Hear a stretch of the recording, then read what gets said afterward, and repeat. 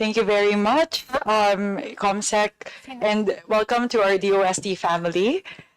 Honorable members of the Committee on Appropriations, esteemed colleagues, distinguished guests from the Department of Science and Technology and all of its attached agencies, led by Secretary Renato Solidum Jr., and our fellow public servants, representatives from civil society organizations, and everyone present here today, magandang hapon po sa inyong lahat. On a personal note, I am very honored to be here with you today as an alumna of Philippine Science High School, main campus. Yeah, scholar ng bayan, and a product of the DOST system. It is an honor for me to be with you today. Medyo nagiging emotional ako. 09 na, batch 09 pa po yun. But I'm really happy to be here today. And sana po masaya po kayo kung ano yung pwedeng makamit ng mga scholar ng bayan at produkto po ng DOST system. So, ako po at lahat po na aking mga kasamahan dito po sa Committee on Appropriations at sa Kongreso, gusto po namin na maging katuwang po ninyo sa pagtupad ng mga pangarap ng ating mga kabataang Pilipino. At lahat po ng mga gusto na mag-pursue ng STEM, lahat po mag-pursue ng science and technology po ng mga profesyon. The DOST plays a critical role in steering the country's scientific and technological direction, ensuring that innovation contributes meaningfully to economic growth, social progress, and national resilience. With 18 attached agencies, including research and development institutes, sectoral planning councils, and science and technology services, the department continues to be at the forefront of developing technologies, nurturing talent, and building industries. For fiscal year 2026, the proposed budget of 30.39 billion pesos seeks to sustain and expand these efforts, funding priority research and development projects amounting to 3.9 billion pesos, supporting flagship programs such as the Science for Change program at 737 million pesos, and the Balik Scientist program at 109 million pesos, and providing scholarships for 65,097 science and technology scholars amounting to 8.3 billion pesos. We look forward to hearing how these allocations will translate into measurable outcomes, how many industries will be supported, how many jobs will be generated, how many innovations will move from research to commercialization, and how many young Filipinos will be empowered to become future-ready scientists, engineers, and innovators. As we deliberate on the proposed budget of the Department of Science and Technology, this committee seeks a clear direction in how the DOST will continue to align its programs with the National Socio-Economic Agenda and the Philippine Development Plan for 2023 to 2028. Ensuring that every peso invested in science, technology, and innovation becomes a catalyst for inclusive development and a more resilient nation. On that note, before we proceed, before I recognize Secretary Solidum to deliver the presentation for DOST, may I acknowledge the presence of the Vice Chairperson of the Committee on Appropriations, who will be sponsoring the budget of the DOST and the attached agencies, the Honorable Loreto Amante. Thank you, Madam Chair, at magandang hapon po sa ating po lahat. You're in very capable hands po with Kong Amante. Yes, One po. question. How long will the presentation take? Secretary Solidum, if you may po. 70 slides po but we can fast track it. Yeah, because a lot of us have to go to other committee meetings, like energy is on right now. Is it possible to forgo the presentation? My apologies po, Congressman Mark Coangco. We'd have to, it's part of our procedure that we give the agency time to present. Okay. There are also, there's a framework that we've sent to them, very important for the discussion, accomplishments, and then budget utilization report and proposals for 2026. Okay so po. my Okay po. apologies po, it's I a very withdraw critical part. my idea. idea. Thank you very much, Chair Mark. Thank you po. We'll also provide copies to the members of the presentation, just in case you won't be able to stay for the whole presentation of the DOST family po. It's important for me to be able to ask a few questions and to make a few comments. Then I can leave without seeing the presentation. If you will allow that, Madam Chair. I think we can go directly, Madam Chair. Madam Chair, I think because others really are going to meetings, if we can just have the few highlights of the DOST and then go to the budget, because we're interested to know how much the budget this year and going to next year comparatively also. And then after that, we'll allow the Honorable Mark, or you want to ask now? Because I think It is up to the wisdom of the Yes. chair. Actually, I would have to respectfully decline on the suggestion to forego the presentation altogether. Perhaps the best I can do is, with the indulgence, of course, of Secretary Solidum, if we may have a kind of a high-level, more abbreviated version of the presentation, if we may go straight to the requests of the committee for you to present, which include essentially the main the physical accomplishments, the target versus the actual, especially in terms of the utilization for each of the different projects.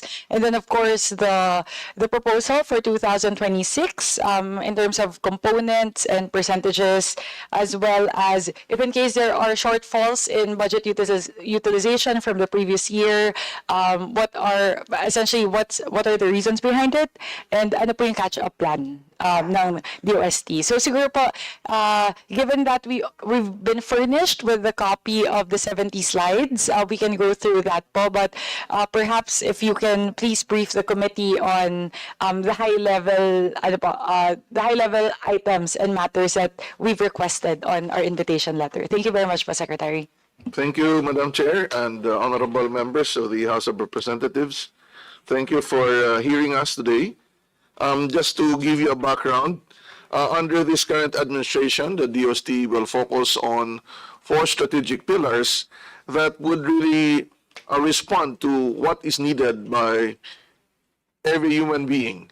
The first is to promote human well-being, to have longer and better quality of life. The second is to create wealth out of our research and development and application of science, technology, and innovation, and to protect that wealth, because we are an archipelagic country frequently visited by natural hazards and to be affected by climate change. Institutionalize sustainability, as most of the wealth that we create come from our natural resources, and make sure that smart applications are operated at the local level so that we can improve the governance and the economy of every local government unit. So with that introduction, Madam Chair, let me just go over some of the things that we have done very quickly. Next slide, please. So we are addressing food security, and right now we are implementing the smarter approaches to reinvigorate agriculture as an industry, and this will be operated at the regional level starting this second quarter, and there will be a national hub to operate smart agriculture. Next slide. We also have applications done, including artificial intelligence, and these artificial intelligence activities will now be focused on developing an AI center to democratize the use of AI, and it will be providing AI as a service for micro, small, and medium enterprises. Next slide. We are very proud of our smart agriculture, especially on the aqua industry, as we have been providing our MSMEs with technologies that use Internet of Things and artificial intelligence that would really promote increased productivity. Next slide. We are using robots and smart technologies to improve agricultural productivity. Next slide. This is very interesting, as many of our surplus commodities are sometimes put to waste. So we developed a mobile food processing facility in a truck. And we have provided this in 5 areas where you put the raw material inside and it will come out as a processed food already. So it will not really, it will address the surpluses of many of our farmers. Next slide. This one would look into improving sugarcane production, and we have done research on African swine fever, and right now we have designed a possible vaccine for ASF. That would mean our partners in this. Next slide. Sige, next slide na lang. On health and nutrition, we have produced products that are nutritious and are being provided now through the SWD for our displaced kababayans during calamities, and also for the school feeding program. Next slide. Of course, we do the National Nutrition Survey. Next slide. We also develop many things on the Virology and Vaccine Institute, which has recently been passed in the House. And so we are preparing our researchers on the viruses that affect humans, plants, and animals. Next slide. I-forward na lang natin kasi masyadong marami. Next. Okay, yung access to clean water, I think many of you would be appreciative of this, as we are developing a Filipino-made desalination facility that can produce 30 to 40 liters per hour. And to save on energy, we have a version of a solarized desalination facility, and this will now be field tested. On the upgraded emergency water disinfection system, or Safe Waters, this has been placed as public good, so anyone can actually manufacture it and provide our communities with safe waters for drinking. Next slide. On scholarship, it would be good to note that the Philippine Science High School now would be providing more than 10,000 scholars, and with the additional 10 campuses soon, it will be definitely at least double this. But I think the main issue now for us, Madam Chair, is to increase the stipend for our Philippine Science High School students, because these have not increased for the past 10 years. Next slide. We are also making sure that our scientists from abroad are actually able to help us in our work in the Philippines. And we have hired science and technology fellows to augment our research and development capability. Next slide. Now, to create wealth, we have the Small Enterprise Technology Upgrading Program. In 2024, we have assisted more than 20,000 firms, and by the first half of 2025, more than 8,000 firms have been assisted. And this funding would cover any area where we think our MSMEs need assistance, where we provide financing, technical guidance, and of course, we handhold them in their effort. Next slide.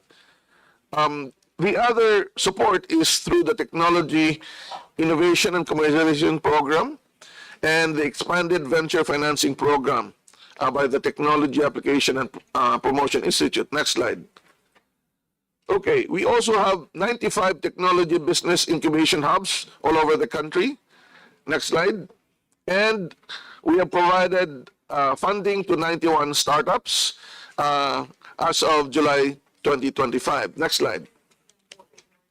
Now, one of the important concerns that we have is to make sure that science and technology is inclusive. So for GIDA areas, we have this project called Community Empowerment Through Science and Technology, where 744 communities were assisted as of 2024, and the first half of 2025, 401. We also have a program to reintegrate our OFWs through the iForward Philippines program, where we provide business training and technology guidance, and co-fund the possible business that will be created out of this. Next slide. It would also be good to inform the members of the Congress that starting this year,